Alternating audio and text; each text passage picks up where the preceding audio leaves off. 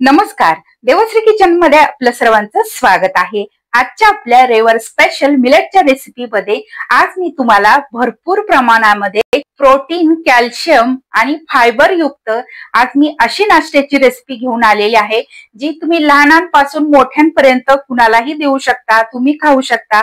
जर तुम्ही डाएट करत असाल तर एकदम परफेक्ट अशी रेसिपी आहे।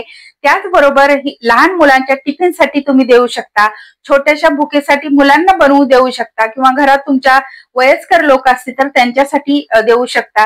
तर पोटभरीचा हा नाश्त्याचा पदार्थ आहे, तुम्ही कधीही करून खाऊ शकता। एकदम मस्त हलका फुलका ग्लुटन फ्री असा हा नाश्त्याचा पदार्थ आज मी तुम्हाला करून दाखवणार आहे। तो काय असणार आहे, त्यामध्ये कोणत्या भाज्या असणार आहेत, तो कसा बनवायचा हे डिटेल मध्ये रेसिपी आपण पुढे पाहणारच आहोत।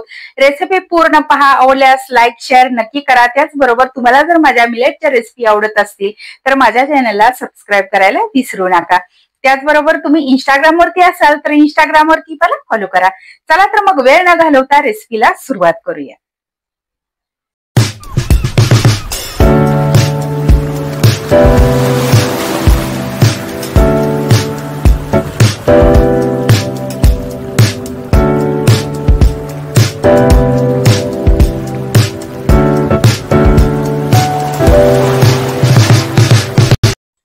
हा पौष्टिक नाश्ता करण्यासाठी आपल्याला लागणार आहे 1 वाटी ज्वारीचं पीठ, अर्धी वाटी रवा घेतलेला आहे, अर्धी वाटी दही घेतलेला आहे, अर्धा चमचा जिरं, अर्धा चमचा लसूण आणि कोथिंबीरीची पेस्ट घेतलेली आहे, थोडीशी हळद, चवीनुसार मीठ आणि इनो लागणार आहे किंवा तुम्ही खायचा सोडा वापरला तरी चालेल। आणि भाज्यांमध्ये कोथिंबीर, हिरवी मिरची, टोमॅटो, कांदा आणि पालकाची भाजी घेतलेली आहे। तर तुमच्याकडे जी भाजी आहे ती तुम्ही यामध्ये वापरू शकता। चिगळची असेल तर चिगळची, पालक, चुका किंवा मेथी यापैकी कोणतीही भाजी तुम्ही वापरू शकता। आता आपण सुरुवातीला याचे बॅटर तयार करून घेऊया। एका भांड्यामध्ये आपण सुरुवातीला या सगळ्या भाज्या घालून घेऊयात। इथे मी हिरवी मिरची वापरते, तुम्हाला जर मुलांसाठी टिफिनसाठी करायचं असेल तर अगदी थोडेसे चिली फ्लेक्स घातले तरीही चालेल, कारण हिरवी मिरची खाताना ती दाताखाली येते आणि तिखट लागल्यानंतर मुले अजिबात खात नाहीत, त्यासाठी तुम्ही हिरवी मिरची नाही घातली तरी चालेल। आता यामध्ये आपण घालूयात ज्वारीचं पीठ, रवा, लसूण कोथिंबीरीची पेस्ट, तुम्हाला हवं असेल तर तुम्ही आलं सुद्धा यामध्ये घालू शकता, जिरं, चवीनुसार मीठ, अगदी थोडीशी हळद आणि दही घालायचं आहे। आता हे व्यवस्थित मिक्स करून घेऊया आणि यामध्ये थोडं पाणी घालून याचं एक बॅटर तयार करून घेऊया।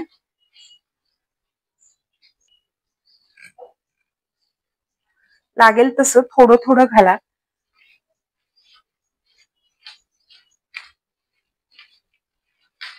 तुम्हाला हव्या त्या भाज्या तुम्ही यामध्ये घालू शकता किंवा मुलं ज्या भाज्या खात नाहीत त्या भाज्या सुद्धा यामध्ये घालू शकता।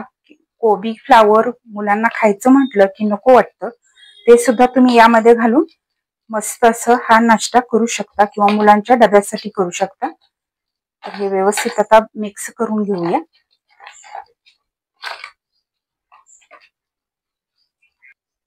व्यवस्थित मिक्स झालेलं आहे। इथे आपलं हे बॅटर तयार झालेलं आहे, तुम्ही पाहू शकता। खूप आपल्याला पातळ करायचं नाही, कारण आपण याचे छोटे छोटे पॅनकेक करणार आहोत। तर इथे मी तुम्हाला एक टिप देईन, तर यामध्ये मी रवा घातलाय आणि आता डायरेक्ट मी हे पॅनकेक करायला घेणार आहे। तर थोडासा या पॅनकेकला थोडासा वरून क्रिस्पीनेस येतो, त्यासाठी अशा पद्धतीने मी केलेलं आहे, कारण मुलांना जे पदार्थ आपण खाऊ घालतो त्याला थोडासा क्रिस्पीनेस असला म्हणजे ते आवडीने खातात। आणि जर तुमच्या घरामध्ये शुगरची पेशंट असतील, वयस्कर लोक असतील आणि त्यांच्यासाठी तुम्हाला काहीतरी मऊ बनवायचं असेल तर रव्याच्या ऐवजी तुम्ही यामध्ये बेसनचं पीठ वापरावं आणि मस्त पॅनकेक तयार होतात आणि मऊ होतात। तर यामध्ये रवा न घालता बेसन वापरून तुम्ही याचे छान छान पॅनकेक किंवा डोसा किंवा उत्तप्पा याचा करू शकता। आता यामध्ये अर्धी पुडी इनो घालते आहे, याच्यावरती थोडंसं पाणी घालूया आणि हे व्यवस्थित मिक्स करून घेऊया।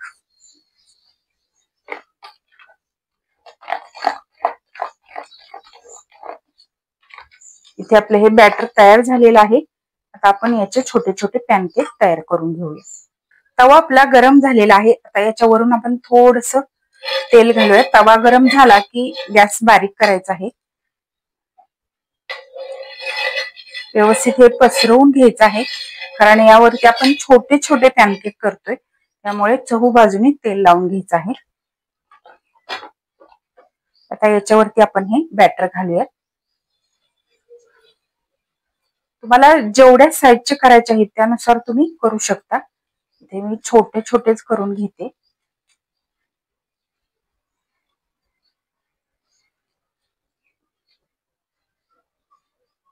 त्यामध्ये जेवढे बसतील तेवढे तुम्ही करू शकता।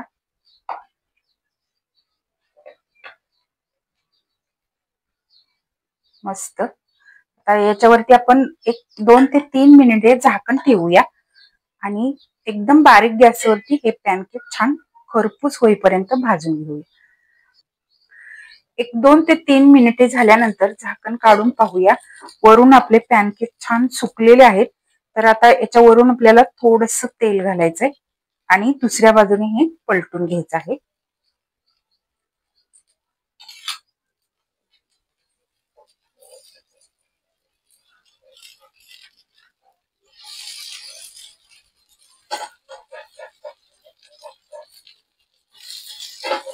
मस्त असे खरपूस दोन्ही बाजूनी भाजून घेतले की छान खमंग लागतात।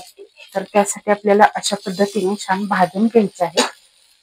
आता परत झाकण ठेवायची काहीच गरज नाही। आता तुम्ही गॅस मोठा ठेवून हे छान खरपूस भाजून घेतले तरी चालेल।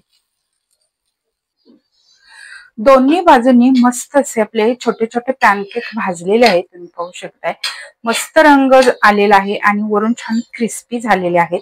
तर हे आता आपण काढून घेऊयात। मस्त टिफिन साठी एकदम परफेक्ट अशी रेसिपी आहे, पौष्टिक रेसिपी आहे। या पद्धतीने तुम्ही नक्की करून पहा। आता आपण हे बाजूला काढून ठेवूया। अशाच पद्धतीने आपण बाकीच्या पिठाचेही करून घेऊया। एक वाटी पिठामध्ये जवळजवळ 7 ते 8 आपले छोटे छोटे पॅनकेक तयार झालेले आहेत। तर 2 डब्यासाठी किंवा 2 जणांच्या नाश्त्यासाठी एकदम परफेक्ट असं प्रमाण आहे। तुम्ही पाहू शकताय एकदम मस्त दिसायलाही दिसतंय आणि खायला तर एकदम मस्त लागतं। चविष्ट असा हा आपला नाश्ता आहे। तर या पद्धतीने तुम्ही नक्की करून पहा। करायलाही सोपा आहे, झटपट होणारी आहे आणि सर्वांना आवडेल अशी ही रेसिपी आहे आणि खूप पौष्टिक आहे। यातून भरपूर प्रमाणात आपल्याला प्रोटीन, कॅल्शियम, विटॅमिन असे घटक मिळतात। तर ही पद्धत वापरून नक्की पहा आणि नक्कीच आपली ही रविवार स्पेशल मिलेटची रेसिपी तुम्हाला कशी वाटली कमेंट करून नक्की सांगा। या रेसिपीला लाईक करा, शेअर करा। त्याचबरोबर तुम्हाला जर माझ्या रेसिपी आवडत असतील तर माझ्या चॅनलला सबस्क्राईब करायला विसरू नका। त्याचबरोबर बेल आयकॉन वरती क्लिक करा, म्हणजे मी जेव्हा जेव्हा माझ्या रेसिपी अपलोड करेन तेव्हा तेव्हा सर्वात आधी त्याचे नोटिफिकेशन तुम्हाला मिळेल आणि माझे प्रत्येक नवनवीन पारंपरिक पद्धतीच्या व मिलेटच्या रेसिपी तुम्हाला पाहता येतील। धन्यवाद।